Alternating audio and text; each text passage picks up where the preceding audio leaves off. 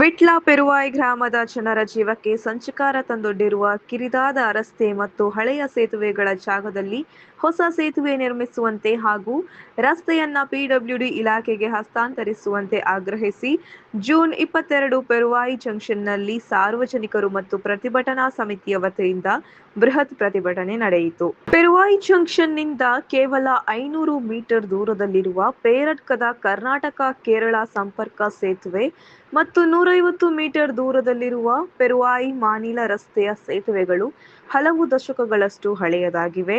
ಇವು ತೀರಾ ಕಿರಿದಾಗಿದ್ದು ಪ್ರತಿದಿನ ನೂರಾರು ವಾಹನಗಳು, ಶಾಲಾ ಕಾಲೇಜು ವಿದ್ಯಾರ್ಥಿಗಳು ಹಾಗೂ ಸಾರ್ವಜನಿಕರು ಜೀವಭಯದಲ್ಲೇ ಸಂಚರಿಸುವ ಪರಿಸ್ಥಿತಿ ಇದೆ ಎಂದು ಪ್ರತಿಭಟನಾಕಾರರು ಆಕ್ರೋಶ ವ್ಯಕ್ತಪಡಿಸಿದರು. 10ಕ್ಕೂ ಹೆಚ್ಚು ಅಪಘಾತಗಳು, ವಿಶೇಷವಾಗಿ ಮಳೆಗಾಲದಲ್ಲಿ ಪೇರಡ್ಕ ಸೇತುವೆಯ ಮೇಲಿಂದ ನೀರು ಹರಿಯುತ್ತಿದ್ದು ಸಂಚಾರ ಸಂಪೂರ್ಣ ಅಪಾಯಕಾರಿಯಾಗುತ್ತದೆ.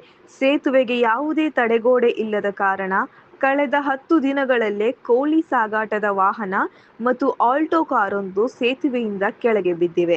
ಕಳೆದ ಕೆಲವು ವರ್ಷಗಳಲ್ಲಿ 10ಕ್ಕೂ ಹೆಚ್ಚು ವಾಹನಗಳು ಇಲ್ಲಿ ಅಪಘಾತಕ್ಕೀಡಾಗಿವೆ ಎಂದು ಗ್ರಾಮಸ್ಥರು ದೂರಿದ್ದಾರೆ. ಪೆರುವಾಯಿ ಗ್ರಾಮದ ಪೇರಡ್ಕದಲ್ಲಿರುವ ಕರ್ನಾಟಕ ಕೇರಳ ಸಂಪರ್ಕ ಸೇತುವೆಯ ಸ್ಥಳದಲ್ಲಿ ಅಪಾಯಕಾರಿ ತಿರುವುಗಳನ್ನು ತೆರವುಗೊಳಿಸಿ ಸುಧಾರಿತ ರಸ್ತೆ ವಿನ್ಯಾಸದೊಂದಿಗೆ ವಿಶಾಲ ಹಾಗೂ ಸುರಕ್ಷಿತ ನೂತನ ಸೇತುವೆ ನಿರ್ಮಿಸಬೇಕು. ಪೆರುವಾಯಿ ಮಾನಿಲ ಸಂಪರ್ಕ ಸೇತುವೆಯು ಹಳೆಯದಾಗಿ ಹಾಗೂ ಕಿರಿಯದಾಗಿರುವುದರಿಂದ ಅದನ್ನು ತೆರವುಗೊಳಿಸಿ ಆಧುನಿಕ ವಿನ್ಯಾಸದೊಂದಿಗೆ ವಿಶಾಲ ಮತ್ತು ಸುರಕ್ಷಿತ ನೂತನ ಸೇತುವೆಯಾಗಿ ಪುನರ್ ನಿರ್ಮಿಸಬೇಕು.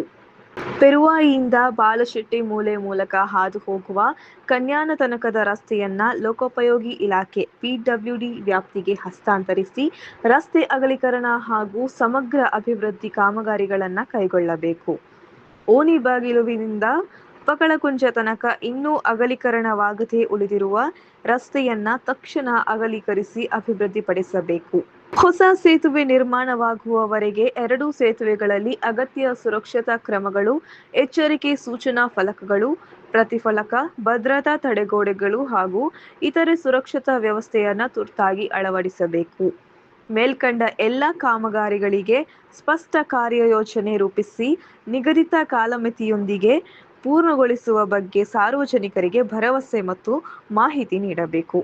ಸಾರ್ವಜನಿಕರ ಜೀವ ಮತ್ತು ಸುರಕ್ಷತೆಯ ವಿಚಾರದಲ್ಲಿ ಯಾವುದೇ ದುರಂತ ಸಂಭವಿಸುವ ಮೊದಲು ಸರ್ಕಾರ ಹಾಗೂ ಸಂಬಂಧಪಟ್ಟ ಇಲಾಖೆಗಳು ಅಗತ್ಯ ಕ್ರಮ ಕೈಗೊಳ್ಳುವುದು ಅಗತ್ಯವಾಗಿದೆ.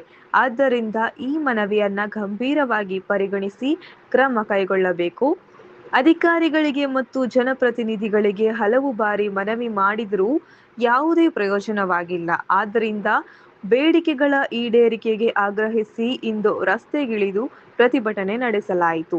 ಪ್ರತಿಭಟನೆಯ ತೀವ್ರತೆ ಅರಿತು ಸ್ಥಳಕ್ಕೆ ಆಗಮಿಸಿದ ಜಿಲ್ಲಾ ಪಂಚಾಯತ್ ಬಂಟ್ವಾಳ ವಿಭಾಗದ ಇಂಜಿನಿಯರ್ ತಾರನಾಥ್ ಮತ್ತು ಮಂಗಳೂರು ವಿಭಾಗದ ಇಂಜಿನಿಯರ್ ವೇಣುಗೋಪಾಲ್ ಅವರನ್ನ ಪ್ರತಿಭಟನಾಕಾರರು ಮುತ್ತಿಗೆ ಹಾಕಿ ತೀವ್ರ ತರಾಟೆಗೆ ತೆಗೆದುಕೊಂಡರು.